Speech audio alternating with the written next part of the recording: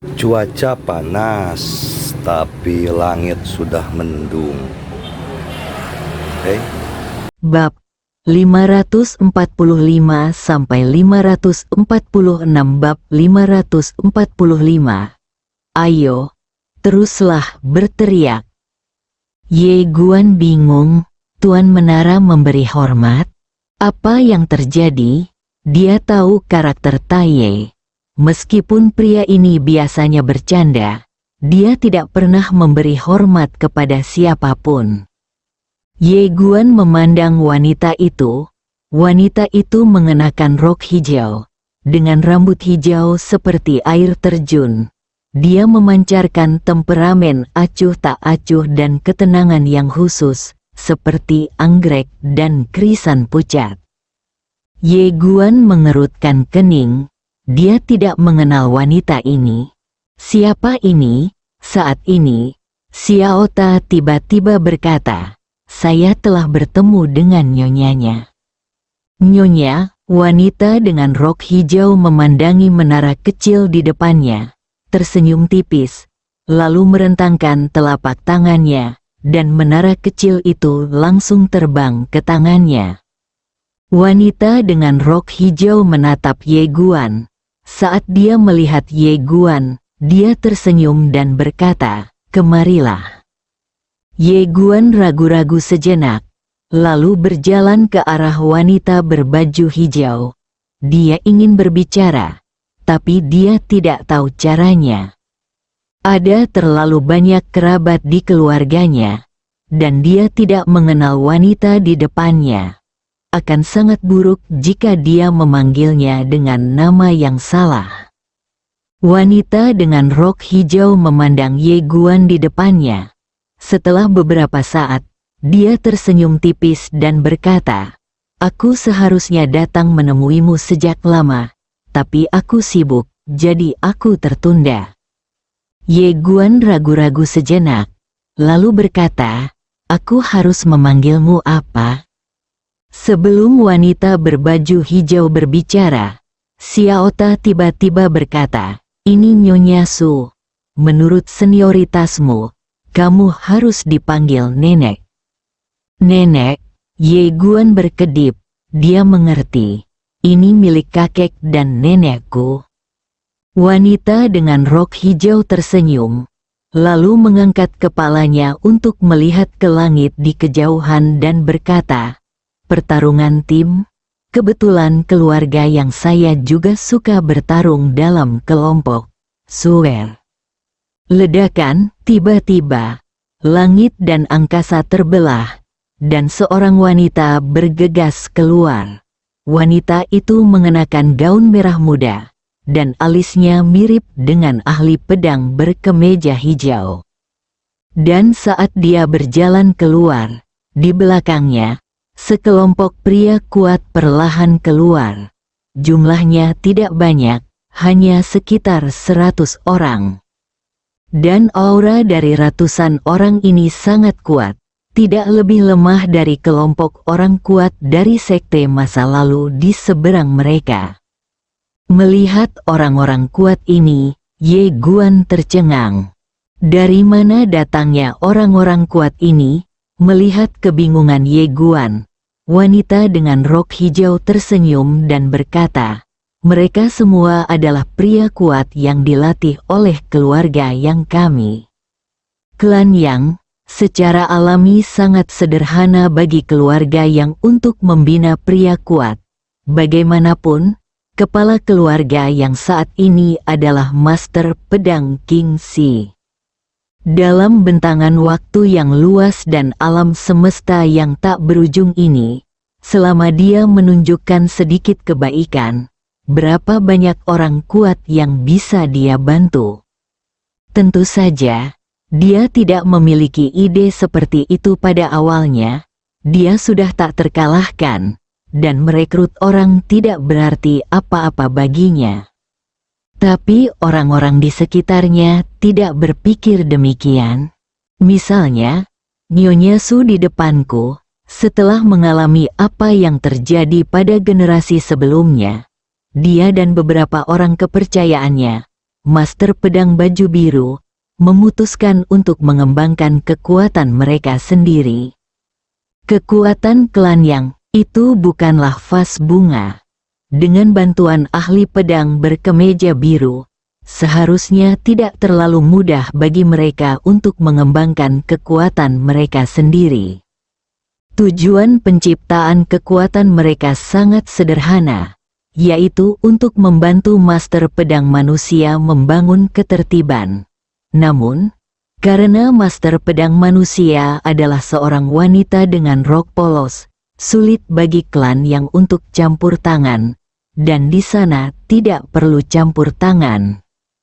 Sepanjang perjalanan, wanita tersebut telah melindungi anak sapi tersebut hingga tidak ada orang luar yang dapat ikut campur. Selain itu, beberapa pria kuat dari suku yang memiliki keluhan terhadap wanita dengan rok polos, sehingga kedua belah pihak hanya memiliki sedikit kontak. Sampai Ye Guan muncul, karena hubungan antara klan Yang dan ahli pedang manusia sebelumnya lebih rumit, klan Yang sekarang sangat menyayangi Ye Guan. Ini juga alasan mengapa orang-orang dari klan yang bergegas membantu Ye Guan segera setelah mewarisi bisnis keluarga.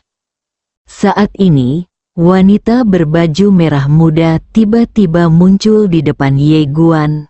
Dia mencubit wajah Ye Guan, lalu berkata sambil tersenyum, "Lebih tampan dari ayahmu, haha." Ye Guan bertanya, "Siapa kamu?" Wanita itu berkedip, "Saya saudara kandung ayahmu, jadi kamu harus memanggilku apa?" Ye Guan segera berkata, "Bibi." Wanita itu tertawa, seolah dia telah menemukan sesuatu. Dia tiba-tiba melihat ke arah Xiao Bai di sampingnya, memeluk Xiao Bai dan menciumnya.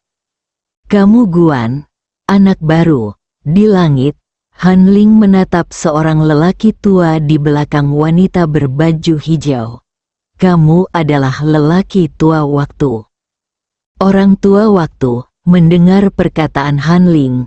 Lelaki tua itu sedikit terkejut, lalu tersenyum dan berkata, "Saya tidak pernah menyangka akan ada orang yang mengenal saya." Orang tua waktu mendengar perkataan lelaki tua itu. Wajah Han Ling menjadi gelap.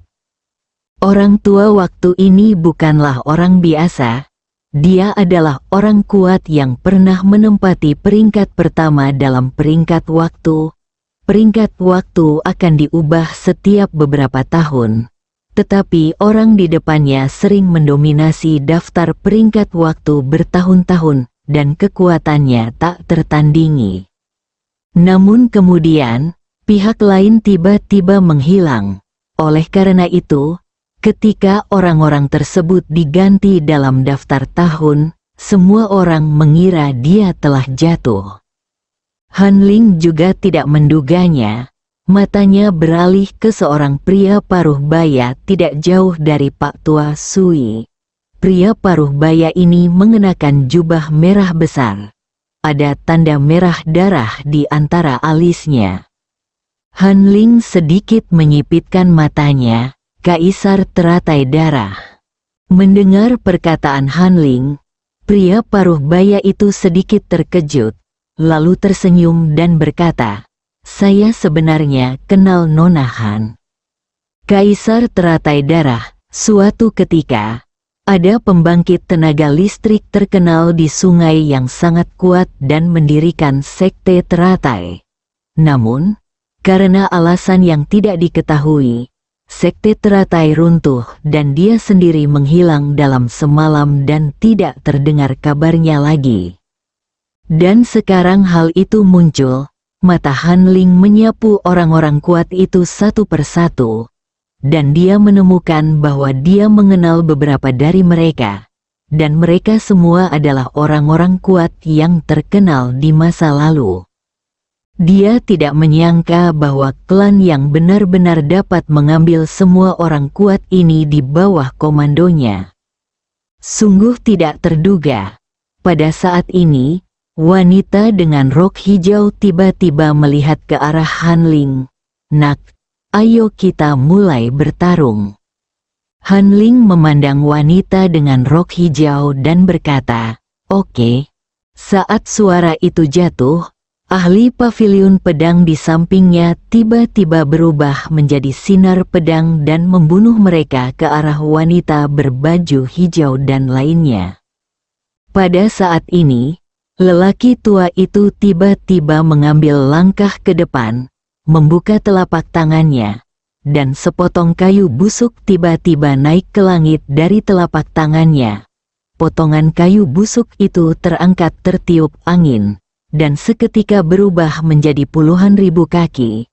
Dengan kekuatan waktu yang kuat, gelombang tiba-tiba muncul darinya, dan beberapa pembudidaya pedang yang dipimpin oleh sang jenderal mundur dengan keras, mengguncang tanah. Pada saat ini, Kaisar teratai darah tiba-tiba berubah menjadi aliran darah dan naik ke langit. Ketika dia mencapai langit, teratai darah di tangannya tiba-tiba berubah menjadi aliran darah dan naik ke langit. Kelopak teratai darah tampak seperti terbang seperti pisau tajam. Pria kuat di belakang wanita dengan rok hijau juga naik ke langit pada saat ini dan langsung menuju ke kelompok pembudidaya pedang. Perang dimulai, kedua belah pihak adalah kekuatan besar. Segera setelah mereka bertempur, bumi runtuh dan bumi hancur. Gelombang kekuatan yang menakutkan menyebar ke sekeliling. Saat ini, orang-orang kuat di kedua kubu bisa dikatakan berimbang. Namun, kelompok penjaga Shikigami yang kuat tidak mengambil tindakan. Mereka hanya melindungi kedua gadis Han Ling. Saat ini, mata Han Ling tertuju pada Ye Guan di bawah. "Bunuh orang ini dulu." Membunuh, begitu suara itu turun. Sekelompok penjaga dewa di samping Han Ling bergegas menuju Ye Guan di bawah. Lusinan orang mengambil tindakan bersama, dan lusinan tekanan kuat turun dari langit dan langsung menuju ke Ye Guan. Di bawah, Ye Guan menyipitkan matanya sedikit dan hendak mengambil tindakan. Tapi wanita dengan rok hijau di sampingnya tiba-tiba berkata, "Perhatikan dulu." Ye Guan memandang wanita dengan rok hijau. Di samping wanita dengan rok hijau, ruang dan waktu tiba-tiba terbelah. Segera setelah itu, lebih dari 20 pembudidaya pedang yang membawa pedang panjang keluar langsung untuk membunuh tidak bertarung dengannya. Pembudidaya pedang di sampingnya biasanya bergegas menuju kelompok penjaga Shikigami, tapi berbalik dan mendatangi Ye Guan. Wanita itu memandang Ye Guan dan berkata sambil tersenyum, "Kamu adalah Xiao Guan." Ye Guan mengangguk cepat. "Siapa seniornya?" Wanita itu tersenyum dan berkata, "Saya murid ayahmu. Nama saya Su Huan." Ye Guan tercengang. "Ayah masih memiliki murid magang?" Su tersenyum, lalu berkata, "Ayo kita bunuh musuh bersama-sama." Ye Guan tersenyum dan berkata, "Oke." Suang tertawa, lalu berubah menjadi cahaya pedang dan membubung ke langit, langsung menuju kelompok penjaga Shikigami. Ye Guan juga berubah menjadi cahaya pedang dan naik ke langit. Namun, targetnya bukanlah kelompok pengawal ilahi Shiki atau 20 pembudidaya pedang wanita dengan rok kain. Dia tidak sepenuhnya puas dengan pertarungan sebelumnya dengan wanita ini. Melihat Ye Guan datang langsung ke arahnya, pendekar pedang wanita dengan rok kain tiba-tiba meletakkan ibu jari kirinya di gagang pedang, lalu dengan ringan mendorongnya. Berdengung, sebuah pedang tiba-tiba membunuhnya. Bang, di kejauhan, Ye Guan langsung terpaksa berhenti oleh pedangnya. Begitu dia berhenti, wanita itu muncul di hadapannya, lalu mengulurkan tangan untuk memegang gagang pedang, lalu tiba-tiba berputar ke depan. Ledakan, cahaya pedang tiba-tiba pecah, dan kekuatan yang kuat langsung menghempaskan Ye Guan. Memanfaatkan kemenangan tersebut, wanita bersarung bergegas maju. Dalam sekejap, puluhan ribu wanita bersarung muncul di sekitar Ye Guan, dan puluhan ribu lampu pedang menebas ke arahnya. Dihadapkan dengan keterampilan pedang yang menakutkan dari wanita bersarung ini, Ye Guan tentu saja tidak berani gegabah dan segera menggunakan superposisi ruang dan waktu.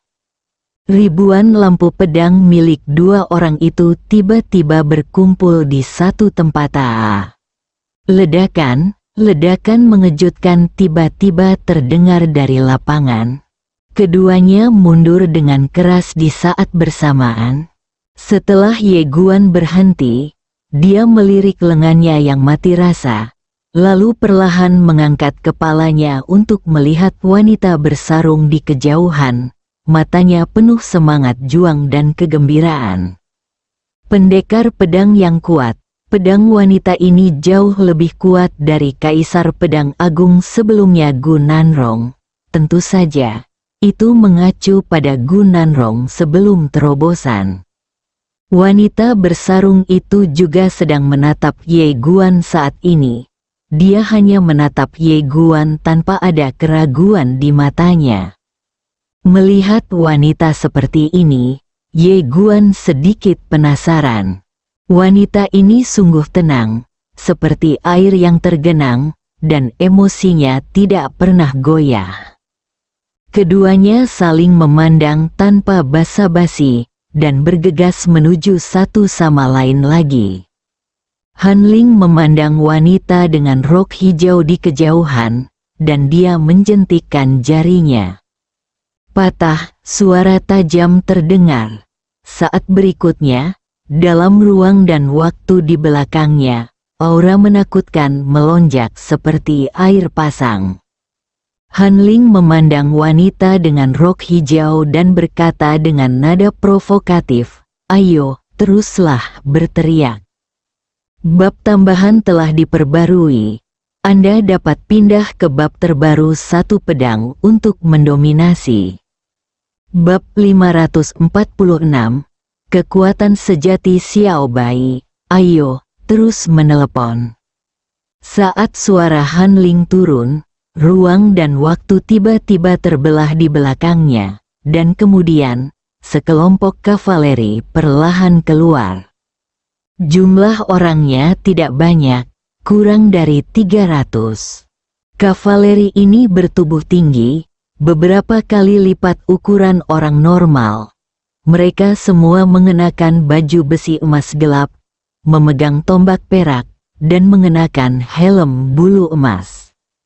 Dan kuda di bawah mereka bukanlah kuda biasa, melainkan kuda naga purba, cabang dari klan naga, dengan bentuk tubuh seperti naga, 6 sayap, mata petir, dan 4 kuku seperti api akan tertinggal dalam ruang dan waktu. Naga kuno. Ketika beberapa orang yang mundur di lapangan melihat kelompok kavaleri ini, wajah mereka menjadi sangat serius. Ini adalah kavaleri naga kuno yang legendaris. Kavaleri naga kuno bukan dari masa lalu, tetapi dari ras legendaris, klan naga kuno.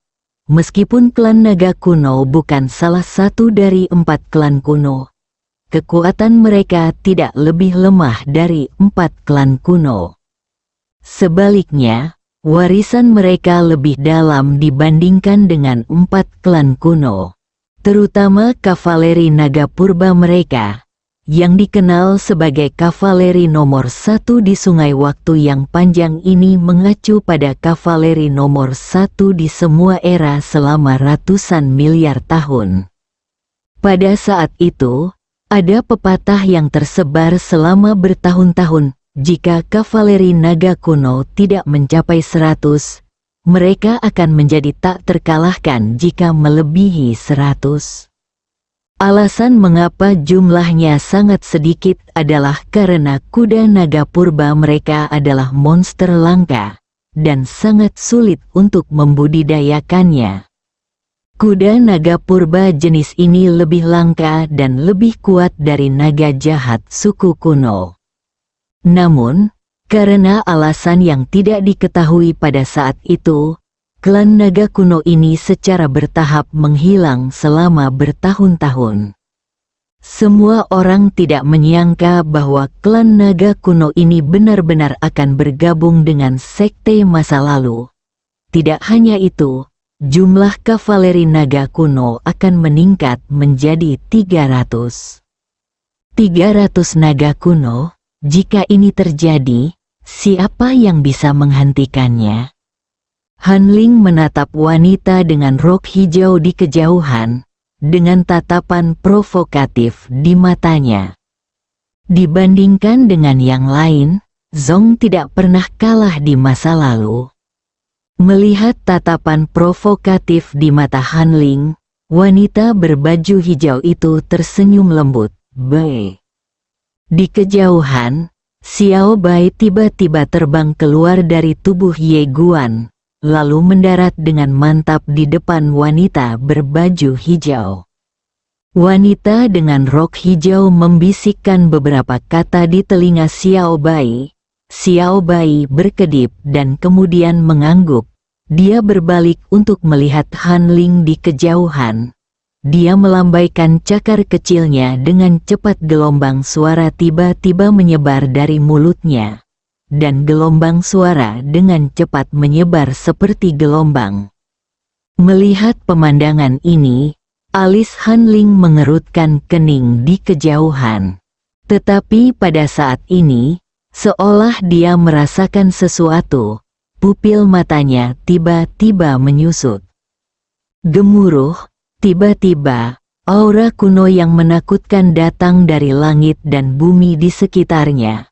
Aura ini datang dalam jumlah besar dari segala arah, berguling seperti gelombang pasang. Hanling menatap Xiao Bai dari kejauhan. Tiadao. Cara Tuhan, Xiao Bai memanggil jalan surga. Tapi itu bukanlah jalan surga biasa yang dia panggil, tapi jalan surga di sungai waktu yang panjang.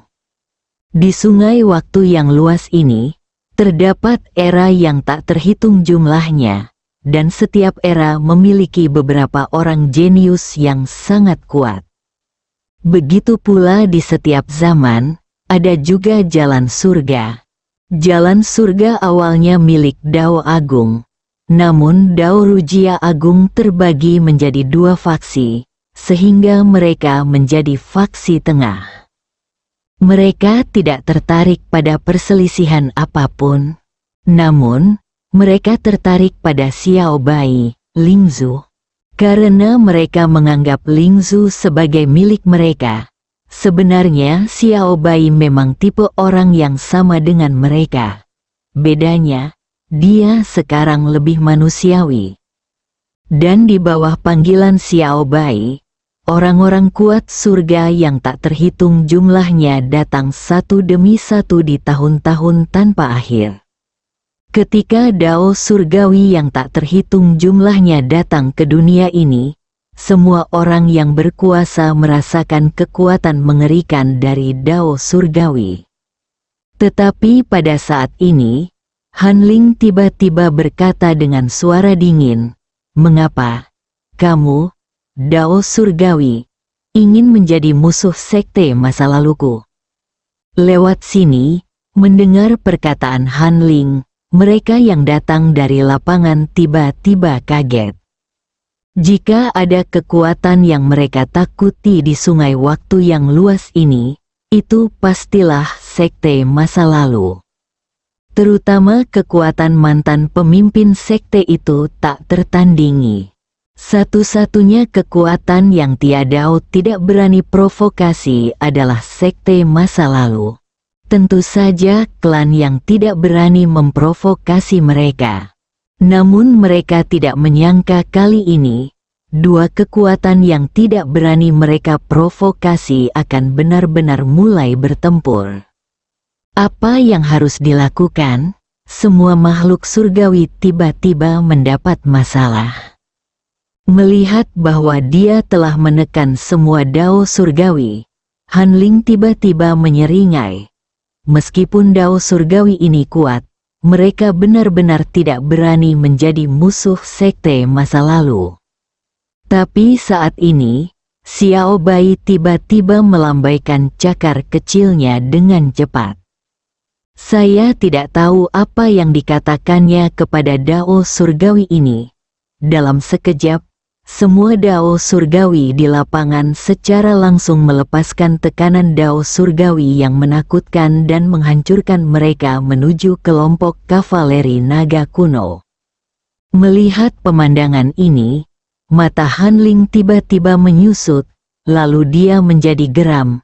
Betapa beraninya, kamu tidak takut mati. Namun, dao surgawi itu tidak mengganggunya sama sekali, dan langsung melepaskan serangkaian kekuatan dao surgawi yang menakutkan.